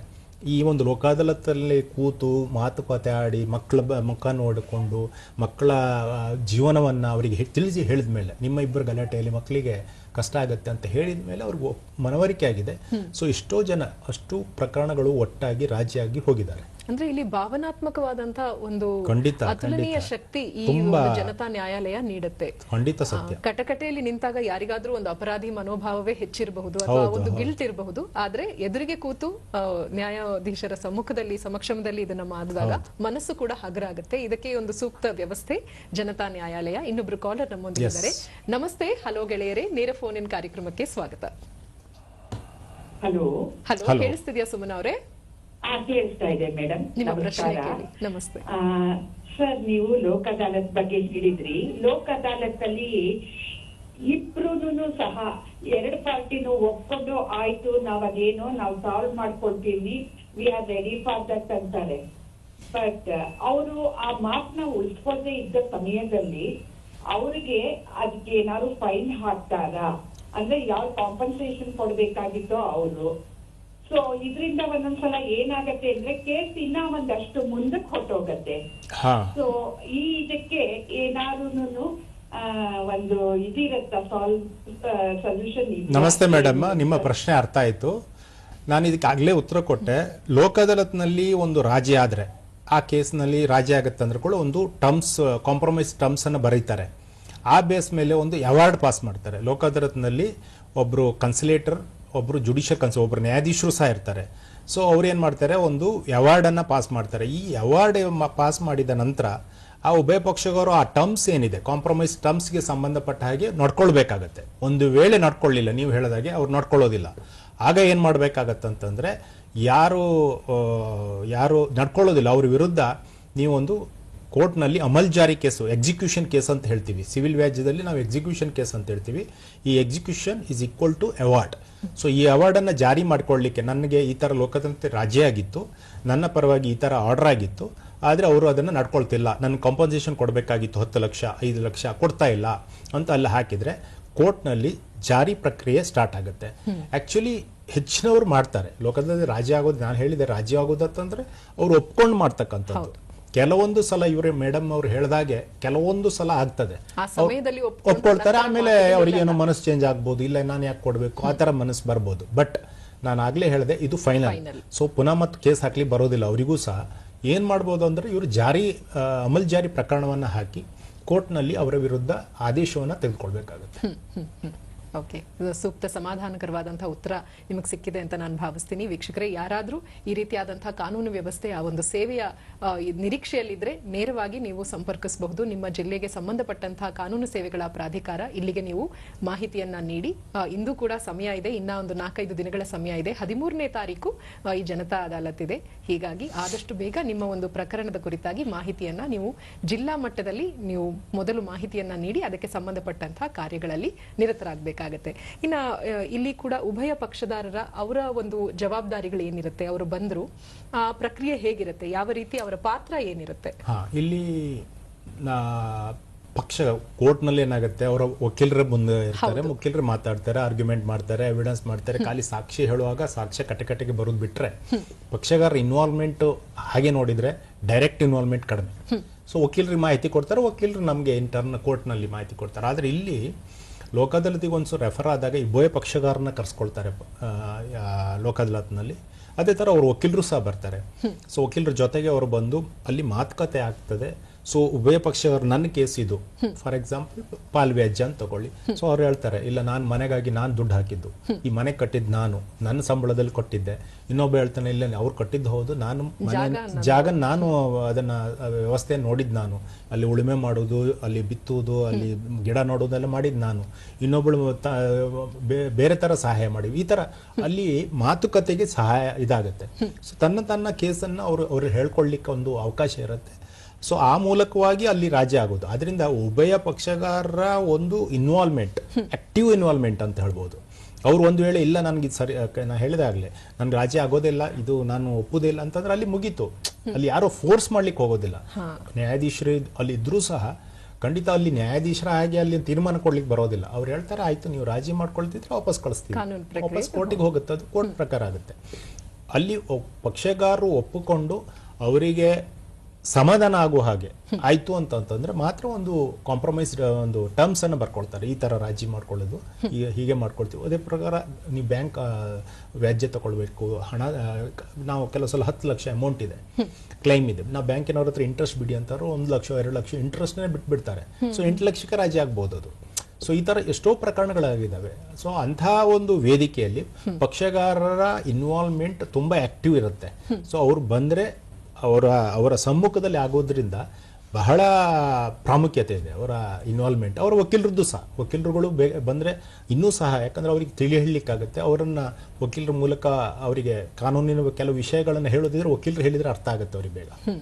ಸೊ ಆ ಒಂದು ಡೈಮೆನ್ಷನ್, ಆ ಆಯಾಮದಲ್ಲಿ ಇದು ಸೂಕ್ತ ಹಾಗೂ ಒಳ್ಳೆಯ ಪರಿಹಾರವನ್ನ ಇದು ಖಂಡಿತ ನೀಡುತ್ತೆ ಅಂತ ತಿಳಿಸ್ಕೊಡ್ತಾ ಇದ್ರಿ. ಇನ್ನ ಇಬ್ಬರು ಪಕ್ಷಗಾರರಿಗೂ ಏನೆಲ್ಲ ಅನುಕೂಲಗಳಾಗುತ್ತೆ? ನೀವೀಗ ಆದಷ್ಟು ಒಂದಷ್ಟು ಹೇಳಿದಿರಾ, ಕೆಲವಾರು ನಿದರ್ಶನಗಳ ಮುಖೇನ ತಿಳಿಸಿದಿರಾ. ಏನು ಉಭಯ ಪಕ್ಷಕಾರರಿಗೂ ಹೇಗೆಲ್ಲ ಅನುಕೂಲ ಆಗುತ್ತೆ? ಇದು ಬಹಳ ಮುಖ್ಯ ಪ್ರಶ್ನೆ. ಯಾಕಂದ್ರೆ ಕೆಲವರಿಗೆ ಇನ್ನೂ ಡೌಟ್ ಇರ್ಬೋದು, ಯಾಕೆ ನಾನು ಲೋಕ ಅದಾಲತಿಗೆ ಹೋಗ್ಬೇಕು, ಕೋರ್ಟ್ನಲ್ಲೇ ತೀರ್ಮಾನ ಆಗ್ಲಿ, ತೀರ್ಪು ಕೊಡ್ಲಿ ಅಲ್ಲ ಅಂತ. ನಾನು ನಿಮ್ಗೆ ಆಗ್ಲೇ ಹೇಳಿದೆ, ಒಂದು ಕೋರ್ಟ್ನಲ್ಲಿ ಒಂದು ತೀರ್ಪು ಆಗ್ಲಿಕ್ಕೆ ಒಂದು 3-4 ವರ್ಷ ಕೇಸಿನ ಪೆಂಡೆನ್ಸಿ ನಾನು ಹೇಳ್ತಿರೋದು. ಅಷ್ಟು ಒತ್ತಡ ನ್ಯಾಯಾಲಯದ ಮೇಲೆ ಇರೋದ್ರಿಂದ ಸೊ ಹಳೆ ಕೇಸನ್ನು ಮೊದಲು ತಗೊಳ್ತಾರೆ. ಸೊ ಹೊಸ ಕೇಸು ಕ್ಯೂನಲ್ಲಿ ನಿಲ್ಲುತ್ತೆ. ಸೊ ಒಂದು ಕೇಸಿನ ಒಂದು ಅಂದಾಜು ಆಯುಷು ಒಂದು 4-5 ವರ್ಷ ಅಂತ ನೀವು ತಗೊಂಡ್ರು ಸಹ ಆ ತೀರ್ಪು ಬಂತು. ತೀರ್ಪು ಬಂದಾಗ ಯಾರ ವಿರುದ್ಧ ಅದು ಬಂತು ಅವ್ರು ಏನು ಮಾಡ್ತಾರೆ, ನಾನು ಈಗ ಸಿವಿಲ್ ಕೋರ್ಟ್ನಲ್ಲಿ ಆದರೆ ಜಿಲ್ಲಾ ನ್ಯಾಯಾಧೀಶ ಮುಂದೆ ಹಾಕ್ತಾರೆ, ಜಿಲ್ಲಾ ನ್ಯಾಯಾಲಯದಲ್ಲಿ ಆದ್ರೆ ಹೈಕೋರ್ಟಿಗೆ ಹಾಕ್ತಾರೆ, ಹೈಕೋರ್ಟ್ ಆದ್ರೆ ಸುಪ್ರೀಂ ಕೋರ್ಟ್ಗೆ ಹಾಕ್ತಾರೆ. ಸೊ ಈ ನ್ಯಾಯ ವ್ಯವಸ್ಥೆಯಲ್ಲಿ ಅಪೀಲ್ ಹೋಗ್ತಾನೆ ಇರುತ್ತೆ. ಸೊ ನೀವು ಹೇಳಿದಾಗ ಒಂದು 20 ವರ್ಷ ಅಂತೂ ಮಿನಿಮಮ್ 20-25 ವರ್ಷ ನೀವು ಕೋರ್ಟ್ನಲ್ಲಿ ಇರಬೇಕಾಗತ್ತೆ ಒಂದು ತೀರ್ಪು ತಗೊಳ್ಳಿಕ್ಕೆ. ಒಂದು ಕೌಟುಂಬಿಕ ವ್ಯಾಜ್ಯ ಲಾಸ್ಟ್ ಟೈಮ್ ಒಂದು ತೀರ್ಪು ಸುಪ್ರೀಂ ಕೋರ್ಟಲ್ಲಿ ಬಂದಿತ್ತು, ಸುಮಾರು 35 ವರ್ಷ ಆ ಗಂಡ ಹೆಂಡತಿ ಕೋರ್ಟ್ನಲ್ಲೇ ಇದ್ರು. ಅವ್ರ ಜೀವಮಾನ ಇಡೀ ಕೋರ್ಟ್ನಲ್ಲೇ ಫೈಟ್ ಮಾಡೋದು, ಕಸ್ಟಡಿ ರೈಟು, ಅದು ಇದು ಅಂತ ಹೇಳ್ಕೊಂಡು ಬಗೆ 13 ಕೇಸ್ ಪ್ರಕರಣಗಳು ಒಬ್ಬೊಬ್ರು ಹಾಕಿದ್ದು. ಗಂಡನ ಕಡೆಯಿಂದ 13 ಕೇಸು, ಹೆಂಡತಿ ಕಡೆಯಿಂದ 13 ಕೇಸು, ಬೇರೆ ಕೇಸ್ಗಳು ಒಂದು 7-8 ಕೇಸು, ಈ ಥರ ಬರೀ ಈ ಪ್ರಕರಣದಲ್ಲಿ ಮುಳ್ಕೊಂಡಿದ್ರು. ಸೊ ಈ ಥರ ಆಗುತ್ತೆ ಕೇಸು. ನೀವು ಕೋರ್ಟ್ನಲ್ಲಿ ಒಂದು ಜಿದ್ದು ಹಿಡ್ಕೊಂಡು, ಒಂದು ಇಗೋ ಹಿಡ್ಕೊಂಡು, ಇಲ್ಲ ನಾನು ಫೈಟ್ ಮಾಡ್ತೀನಿ ಬಿಡೋದಿಲ್ಲ, ನನ್ನ ಇದು ಏನು ಬೇಕಾದ್ರೆ ಆಗಲಿ ಅಂತಿದ್ರೆ ಅದು ಒಂದು ಇದು ಅಲ್ಲಿ ನಿಮಗೆ ಜೀವನದಲ್ಲಿ ನೆಮ್ಮದಿ ಅಂತಿರೋದಿಲ್ಲ, ಸಂತೋಷ ಅಂತಿರೋದಿಲ್ಲ. ಆದರೆ ಲೋಕ ಅದಾಲತ್ನಲ್ಲಿ ನೀವು ಒಂದು ವೇಳೆ ಈ ಕೇಸನ್ನು ಇವತ್ತಿಗೆ ಕಳಿಸ್ಕೊಟ್ರಿ, 5 ವರ್ಷ ಪೆಂಡಿಂಗ್ ಇತ್ತು ಕೇಸ್, ಇವತ್ತೀಗ ಈ ನಿಮ್ಮ ಒಂದು ಪ್ರೋಗ್ರಾಮ್ ನೋಡಿದ ನಂತರ ಅವ್ರಿಗೆ ಮನಸ್ಸಾಯ್ತು, ಓಕೆ ಒಂದ್ಸಲ ಪ್ರಯತ್ನ ಮಾಡುವ ಅಂತ ಕಳಿಸ್ಕೊಟ್ರಿ. ನಿಮ್ಮ ಒಂದು ಆಕ್ಟಿವ್ ಇನ್ವಾಲ್ವ್ಮೆಂಟಿಂದ ಆ ಕೇಸು 13ನೇ ತಾರೀಕಿಗೆ ರಾಜಿ ಆಯಿತು ಅಂತಂದರೆ ಆ ಕೇಸ್ನಲ್ಲಿ for example specific performance suit, ನಾನು ಸೇಲ್ ಡೀಡ್ ಮಾಡ್ಕೊಳ್ಳಿಕ್ಕೆ ಮುಂಗಡ ಹಣ ಕೊಟ್ಟಿರ್ತೀವಿ ಜಾಗ ಆಸ್ತಿ ಬರೆದುಕೊಳ್ಳಿಕ್ಕೆ, ಆ ಕೇಸಿನ ತೀರ್ಮಾನ ಅಂತ ಇಟ್ಕೊಳ್ಳಿ. ಸೊ ಅವರಿಗೆ ಆಲ್ರೆಡಿ ಒಂದು 10 ಲಕ್ಷ ಕೊಟ್ಟಿರ್ತಾರೆ, ಉಳಿದ ಒಂದು 25 ಲಕ್ಷ ಕೊಡಲಿಕ್ಕಿದೆ ಅಂತ ಇಟ್ಕೊಂಡ್ರೆ ಸೊ ಅದನ್ನು ಕೊಡ್ಲಿಕ್ಕೆ ಆ ದಿವಸ ಆದೇಶ ಆಗುತ್ತೆ. ಇಮಿಡಿಯೇಟ್ಲಿ ಆರ್ಡರ್ ಆದ ನಂತರ ಏನಾಗುತ್ತೆ, ಅವರು ಕೋರ್ಟ್ ಫೀ ಕೊಟ್ಟಿರ್ತಾರೆ, ಆ ಕೋರ್ಟ್ ಫೀ 100% ಕೋರ್ಟ್ ಫೀ ವಾಪಸ್ ಬರುತ್ತೆ. ನ್ಯಾಯಾಲಯದ ಶುಲ್ಕ ಅಂತ ಹೇಳ್ತೀವಿ, ಪ್ರತಿಯೊಂದು ಸಿವಿಲ್ ವ್ಯಾಜ್ಯ ಹಾಕಬೇಕಾದ್ರೆ ನ್ಯಾಯಾಲಯದ ಶುಲ್ಕ ಪಾವತಿ ಮಾಡಲೇಬೇಕಾಗುತ್ತೆ ಒಬ್ಬ ಕಕ್ಷಿಗಾರ. ಸೊ ಆ 100% ಶುಲ್ಕ ನಿಮಗೆ ವಾಪಸ್ ಬಂತು. ಆಮೇಲೆ ಅಲ್ಲಿ ನಾನು ಆಗಲೇ ಹೇಳಿದೆ ವಿನ್ ವಿನ್ ಸಿಚುವೇಶನ್, ನೀವಿಬ್ಬರು ಪಕ್ಷಗಾರರು ಒಪ್ಕೊಂಡು ನಿಮಗೆ ಬೇಕಾದ ಒಂದು ತೀರ್ಮಾನವನ್ನು ನೀವು ತಗೊಳ್ತಾ ಇದ್ದೀರಿ. ಸೊ ಇದಕ್ಕೆ ಮತ್ತೆ ಅಲ್ಲಿ ಫೈನಲ್ ಆ ತೀರ್ಮಾನ 13ನೇ ತಾರೀಕಿಗೆ ಆಯಿತು, ಅವಾರ್ಡ್ ಪಾಸ್ ಆಯಿತು, ಸಿಗ್ನೇಚರ್ ಆಯಿತು, ಅಲ್ಲಿಗೆ ಫೈನಲ್. ಅದು ಅದ್ರ ಮೇಲೆ ನಾಳೆ ಇಲ್ಲ ನಾನು ಮೇಲ್ಮನೆ ಹಾಕ್ತೀನಿ ಅಂತಂದು ಬರೋದಿಲ್ಲ, ಇಬ್ಬರಿಗೂ ಹಾಕ್ಲಿಕ್ಕೆ ಬರೋದಿಲ್ಲ, ಅದು ಅಲ್ಲಿಗೆ ಇದಾಯಿತು. ನಾ ಹೇಳಿದೆ 25 ವರ್ಷ ಏನು ಮೇಲಿನ ಕೋರ್ಟ್ನಲ್ಲಿ ಕಳೆಯಬಹುದಾದ ಸಮಯವನ್ನು ನೀವು ಇವತ್ತೇ ಇಲ್ಲಿಗೆ ಕ್ಲೋಸ್ ಮಾಡ್ಕೊಂಡ್ರಿ. ಸೊ ನಿಮಗೆ ಇದು ಪರ್ಮನೆಂಟ್ ಶಾಶ್ವತವಾದಂಥ ಒಂದು ಪರಿಹಾರ ಮತ್ತು ಶೀಘ್ರವಾದ ಪರಿಹಾರ ಮತ್ತು ನೆಮ್ಮದಿಯ ಪರಿಹಾರ.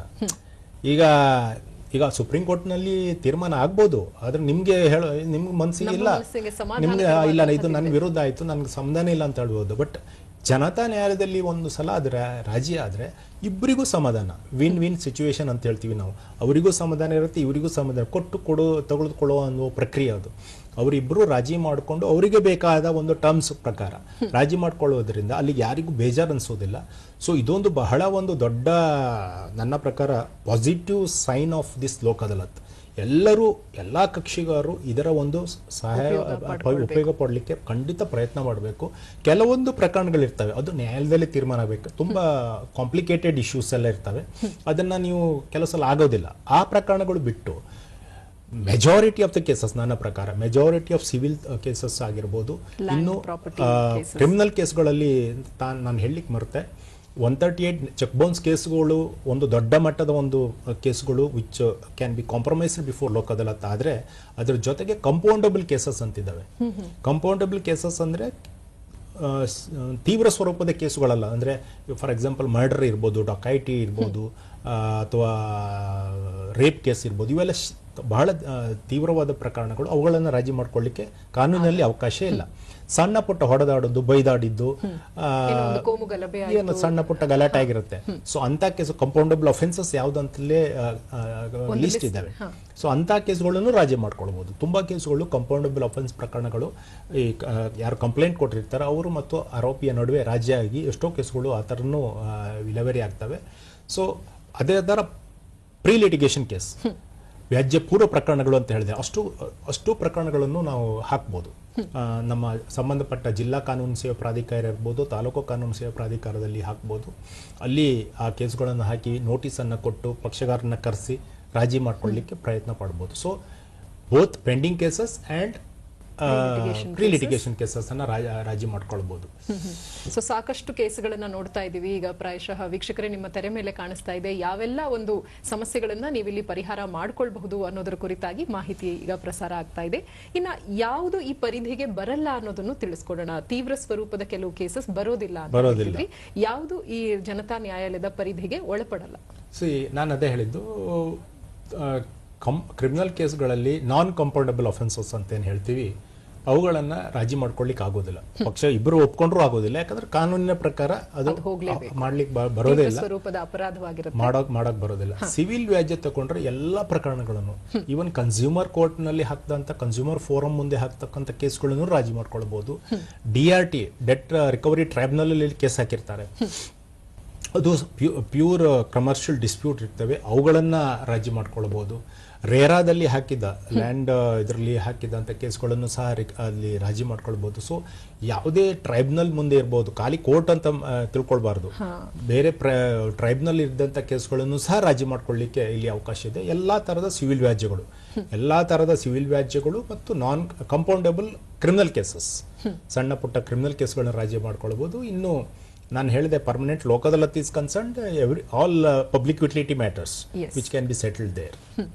ಅಂದ್ರೆ ಈಗ ಈ ಬಾರಿ ಏನ್ ನಡೆಯುತ್ತೆ, ಇದರಲ್ಲಿ ಏನನ್ನ ನೀವು ನಿರೀಕ್ಷೆ ಮಾಡ್ತಿದ್ದೀರಾ? ಏನೆಲ್ಲ ಒಂದು ಚೇಂಜಸ್ ನ ತರಬಹುದು? ಯಾಕಂದ್ರೆ ಇದು ಒಂದು ರೀತಿ ಫಾಸ್ಟ್ ಟ್ರ್ಯಾಕ್ ತರಾನೇ ಆಯ್ತು, ಫಾಸ್ಟ್ ಟ್ರ್ಯಾಕ್ ಕೋರ್ಟ್ಸ್ ತರಾನೇ ಆಯ್ತು. ಸೊ ಹೀಗಾಗಿ ಏನನ್ನ ಈ ಬಾರಿ ನೀವು ನಿರೀಕ್ಷೆ ಮಾಡ್ತಾ ಇದ್ದೀರಾ?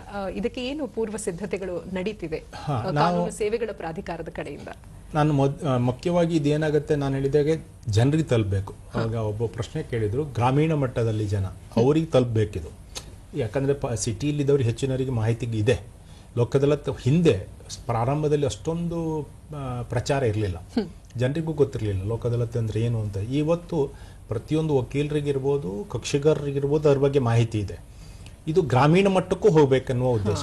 ಈಗ ನಾನು ಚಂದನ ಟಿವಿಯಲ್ಲಿ ನಾನು ಯಾಕೆ ಈ ಒಂದು ಕಾರ್ಯಕ್ರಮ ಬಗ್ಗೆ ಇದು ಮಾಡ್ತಿದ್ದೀವಿ ಅಂತಂದರೆ, ಪ್ರತಿಯೊಂದು ಹಳ್ಳಿಯಲ್ಲಿ ಇರ್ತಕ್ಕಂಥ ಪ್ರತಿಯೊಂದು ಮನೆಗೂ ಅವರಲ್ಲಿ ಏನೋ ಸಣ್ಣ ಕೇಸ್ ಇರ್ಬೋದು, ಸಣ್ಣ ಡಿಸ್ಪ್ಯೂಟ್ ಇರ್ಬೋದು, ವರ್ಷಾನುಗಟ್ಟಲೆ ಸುಮ್ಮನೆ ಕೋರ್ಟಿಗೆ ಹೋಗ್ತಾ ಅಲ್ಲಿತಾ ಇರ್ತಾರೆ.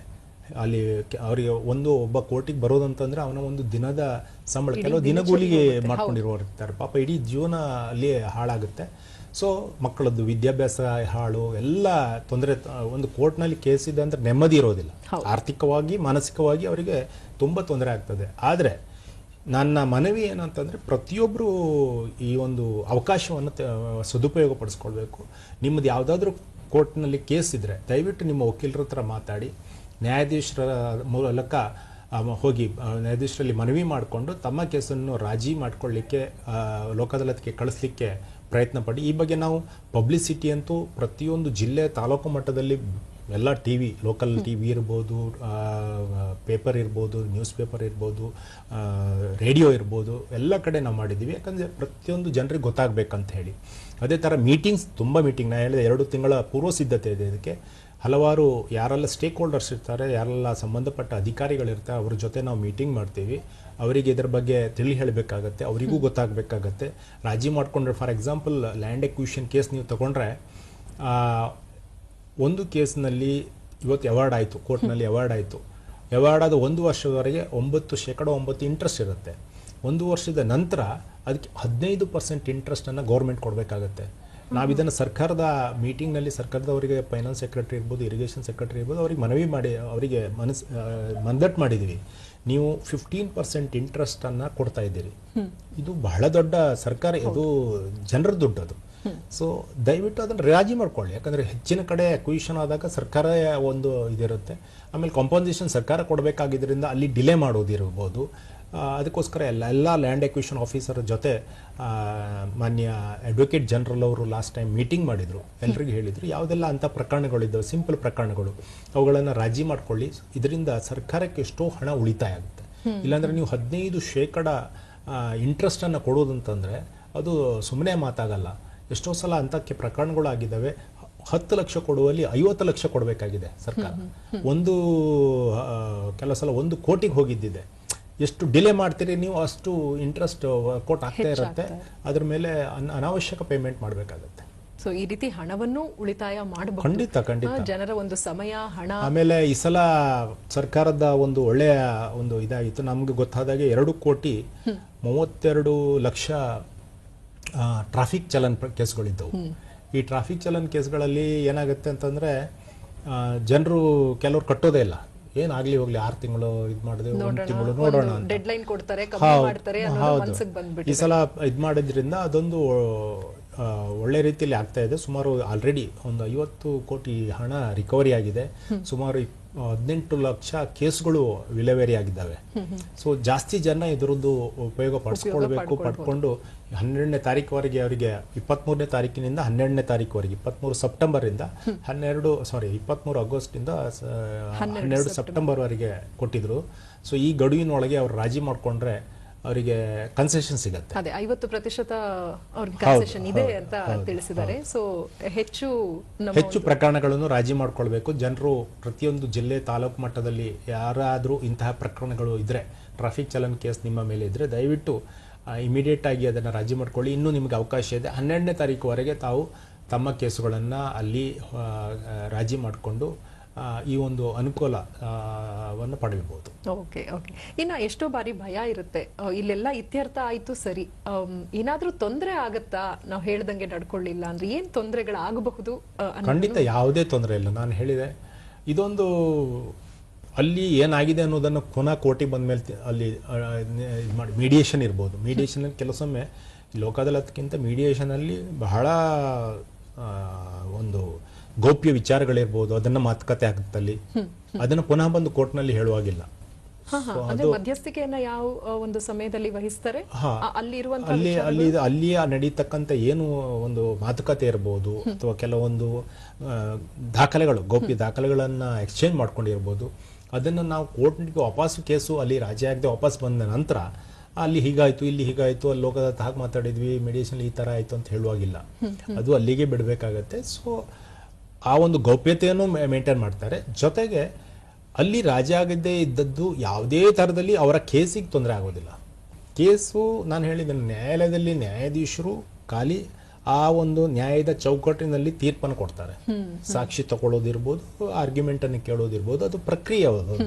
ಅಲ್ಲಿ ಯಾವುದೇ ಒಂದು ಒತ್ತಡಕ್ಕೆ ಅಥವಾ ಅದಕ್ಕೆ ಇನ್ಫ್ಲೂಯೆನ್ಸ್ ಆಗೋ ಪ್ರಶ್ನೆನೇ ಇಲ್ಲ. ಲೋಕ ಅದಾಲತ್ನಲ್ಲಿ ಹೋಗಿ, ಅದಕ್ಕೆ ನಾನು ಹೇಳಿದ್ದು, ನೀವು ಒಂದು ಸಲ ಪ್ರಯತ್ನ ಮಾಡಿ, ಹೋಗಿ ನೋಡಿ, ಅಲ್ಲಿಯ ಒಂದು ವ್ಯವಸ್ಥೆಯನ್ನು ನೋಡಿ. ನಿಮ್ಗೆ ರಾಜಿ ಆಗ್ಲಿಕ್ಕೆ ಮನಸ್ಸಿದ್ರೆ ರಾಜಿ ಆಗ್ಲಿಕ್ಕೆ ಆಗೋದಿಲ್ಲ, ನಿಮ್ಮ ಒಂದು ಮನಸ್ಸಿಗೆ ಆ ರಾಜಿ ಏನು ಮಾತುಕತೆ ಆಯಿತು ಅದು ಸರಿಯಾಗಲಿಲ್ಲ ಅಂತಂದ್ರೆ ಆಗೋದು ಬೇಡ, ವಾಪಸ್ ಬರಲಿ, ಅದೇನು ತೊಂದರೆ ಇಲ್ಲ. ಬಟ್ ಒಂದು ಪ್ರಯತ್ನವಂತೂ ಮಾಡೋದು ಖಂಡಿತ ಮಾಡಬೇಕು. ಯಾಕಂದ್ರೆ ನಾನು ಹೇಳಿದೆ 22 ಲಕ್ಷ ಕೇಸ್ ಇದೆ, ಅದರಲ್ಲಿ ನಾನ್ ಕಾಂಪೌಂಡಬಲ್ ಅಫೆನ್ಸ್ ಬಿಡಿ, ಹಾರ್ಡ್ಲಿ ನಿಮ್ಗೆ ಒಂದು 10 ಲಕ್ಷ ಕೇಸ್ ಅಂತೂ ಇದ್ದಾವೆ. ನಮಗೆ ನೋಡಿದ್ರೆ ಒಂದು 3-4 ಲಕ್ಷ ಕೇಸ್ ರೆಫರ್ ಆಗ್ತವೆ. ಸೊ ಇನ್ನೂ ಜಾಸ್ತಿ ಕೇಸು ರೆಫರ್ ಆಗಬೇಕಂತ ನನ್ನ ಮನವರಿಕೆ. ಮತ್ತು ನೀವು ಹೋಗುವಾಗ ನೀವು ಪಾಸಿಟಿವ್ ಮೈಂಡಿಂದ ಹೋಗಬೇಕು. ಸುಮ್ಮನೆ ಯಾರೋ ವಕೀಲರು ಹೇಳಿದ್ರು ಅಥವಾ ನ್ಯಾಯಾಧೀಶರು ಹೇಳಿದ್ರು ಆದ್ರಿಂದ ಹೋಗಿ ಬರ್ತೀನಿ, ನನ್ಗೆ ಅಲ್ಲಿ ರಾಜಿ ಆಗೋದಿಲ್ಲ, ಆ ಥರದ ನೆಗೆಟಿವ್ ಮೈಂಡ್ ಇರಬಾರ್ದು. ನೀವು ಹೋಗುವಾಗ ಇಲ್ಲ ನಾನೊಂದು ಪ್ರಯತ್ನ ಮಾಡ್ತೀನಿ, ನಾನೊಂದು ಪ್ರಾಮಾಣಿಕ ಪ್ರಯತ್ನ ಮಾಡ್ತೀನಿ, ರಾಜಿ ಆಗದೆ ಇರ್ಬೋದು, ಅದು ನಿಮ್ಮ ಬಿಟ್ಟಿದ್ದು. ಬಟ್ ಹೋಗುವಾಗ ಪಾಸಿಟಿವ್ ಮೈಂಡಲ್ಲಿ ಹೋಗಿ, ರಾಜಿ ಕೂತ್ಕೊಳ್ಳುವಾಗ, ಮಾತುಕತೆ ಆಡುವಾಗ ಸಕ್ರಿಯವಾಗಿ ಭಾಗವಹಿಸಿ. ನಿಮ್ಗೆ ಅಲ್ಲಿ ಕೆಲವೊಂದು ಸಲಹೆಗಳನ್ನು ಕೊಡ್ತಾರೆ, ನಿಮ್ಗೆ ಅವ್ರಿಗೆ ಹೇಳ್ತಾರೆ, ಅವರು ಕೋರ್ಟ್ನಲ್ಲಿ ಆದ್ರೆ ಏನಾಗ್ಬೋದು ಇದ್ರ ಬಗ್ಗೆ ಅವ್ರು ಹೇಳ್ಬೋದು, ಅಥವಾ ನಿಮ್ಗೆ ಗೊತ್ತಾಗುತ್ತೆ, ನಿಮ್ಮ ವಕೀಲರೇ ಹೇಳ್ಬೋದು, ಮಾಡ್ಕೊಡ್ತಾರೆ. ವಕೀಲರು ಹೇಳ್ಬೋದು, ಇಲ್ಲಪ್ಪ ನಿಂಗೆ ಕೋರ್ಟ್ನಲ್ಲಿ ತೊಂದರೆ ಆಗ್ಬೋದು, ಇದೇ ಒಳ್ಳೇದು, ರಾಜಿ ಮಾಡ್ಕೊ ಅಂತ ಹೇಳ್ಬೋದು. ಅದನ್ನ ನೋಡಿ ಸಲಹೆಯನ್ನ ತಗೊಳ್ಳಿ. ಬಟ್ ಅಂತಿಮ ನಿರ್ಧಾರ ನಿಮ್ಮದು. ಯಾರು ನಿಮಗೆ ವಕೀಲರಾಗಲಿ, ನ್ಯಾಯಾಧೀಶರಾಗಲಿ, ಕನ್ಸಲೇಟರ್ಸ್ ಇರಲಿ, ಸಂಧಾನಕಾರರಿರಲಿ, ಯಾರು ನಿಮ್ಗೆ ಒತ್ತಾಯ ಮಾಡೋದಿಲ್ಲ, ಇಲ್ಲಪ್ಪ ರಾಜಿ ಮಾಡ್ಕೊಳ್ಳೇಬೇಕು ಅಂತ ಯಾರು ಹೇಳೋದಿಲ್ಲ. ಇಲ್ಲ, ನಿಮ್ ರಾಜಿ ಆಗಲ್ಲ, ವಾಪಸ್ ಹೋಗುತ್ತೆ. ಸೊ ಆ ಒಂದು ಲೋಕ ಅದಾಲತಿಗೆ ಹೋಗಿ ಬಂದದ್ರಿಂದ ನಿಮ್ಗಂತೂ ತೊಂದರೆ ಆಗೋದಿಲ್ಲ. ಸೊ ಆ ಒಂದು ಭಯದಿಂದ ನಿರ್ಭೀತರಾಗಿರಬಹುದು. ಜೊತೆಗೆ ಸಾಕಷ್ಟು ಉತ್ತಮ ರೀತಿಯಲ್ಲಿ ಪರಿಹಾರ ಕೂಡ ಸಿಗುತ್ತೆ. ಜಿದ್ದಿಗೆ ಬಿದ್ದು ಅಥವಾ ಈಗೋಗೆ ಬಿದ್ದು ನಾವು ಹೋರಾಡಬಾರ್ದು. ಧನಾತ್ಮಕವಾದಂತಹ ಒಂದು ಆಲೋಚನೆ ಆ ಆಯಾಮದಲ್ಲಿ ಹೋದ್ರೆ ಖಂಡಿತವಾಗ್ಲೂ ಪರಿಹಾರ ಅನ್ನೋದು ಸಿಕ್ಕೇ ಸಿಗುತ್ತೆ ಲೋಕ ಅದಾಲತ್ನಲ್ಲಿ ಅಂತ ತಿಳಿಸ್ಕೊಡ್ತಿದ್ರಿ. ಇನ್ನು ಕೊನೆಯದಾಗಿ ಯಾವ ಒಂದು ಮುಖ್ಯವಾದಂತಹ ಸಂದೇಶವನ್ನ ಈ ಒಂದು ಮಾಧ್ಯಮದಿಂದ ನೀವು ತಿಳಿಸ್ಲಿಕ್ಕೆ ಬಯಸ್ತೀರಾ?